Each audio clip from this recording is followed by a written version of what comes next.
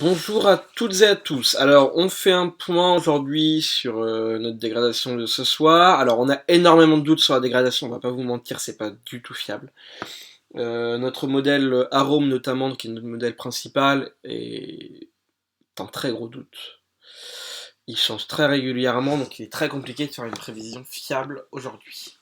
Comme souvent pendant les dégradations orageuses, vous le savez. Alors, à quoi s'attendre? On a deux modèles, donc je vais vous présenter deux versions. On a le modèle WRF qui est le modèle peut-être moins fiable d'habitude, mais qui est très stable depuis hier, où il nous prévoit des accumulations pluviométriques de 30 à 40 mm en moyenne jusqu'à 50 mm, et des lambdos de 50 à 60 mm par heure localement. On a notre modèle qui hier nous prévoyait les mêmes choses, 50-60 mm en accumulation, voilà, ce qui est très important, des orages très violents, de type supercellulaire sans doute, donc un risque de formation de tornades, un risque de grêle, un risque de rafale de vent atteignant 100 à 110 km à l'heure, voilà, je ne vous fais pas la liste, vous la connaissez, des risques d'orage violents. Et le modèle Arome a changé depuis ce matin, où il ne nous émettait plus rien. Donc des petits orages sur la côte, mais même validant une petite vigilance jaune, à peine. Il a rechangé de nouveau, comme depuis hier, d'où notre énervement, notre agacement. Et maintenant, donc il nous prévoit des orages un peu moins forts que ce qu'il nous montrait hier. Donc on a des accumulations pluviométriques en moyenne de 20 à 25 mm. Et je vais vous dire ça tout de suite.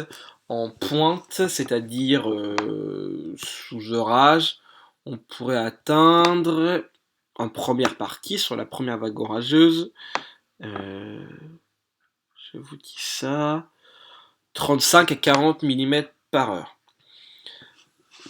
Et petite différence comparée aux dernières modélisations, l'ensemble du département passerait sous l'orage, ainsi que le Pays de Bray, et ce serait même le Pays de Bray qui serait le plus concerné, où l'axe orageux se renforcerait en arrivant sur le Pays de Bray. Et alors là, en arrivant sur le Pays de Bray, en accumulation, on atteindrait 45 à 55 mm par heure, voire plus.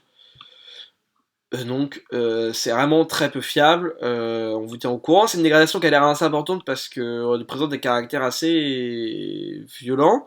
Donc en accumulation en moyenne, je vais vous dire ça tout de suite, on attend, alors, sur certains axes en moyenne 20 à 30 mm, l'axe qui sera le plus concerné par les orages subira 30 à 40 mm en moyenne, des pointes à 50-60 mm, le Pays de Bray, même chose, et il y aura une partie de notre département qui sera peut-être moins concernée parce qu'il y aurait deux axes orageux, un qui passerait plus à l'ouest et un autre qui passerait sur le Pays de Bray.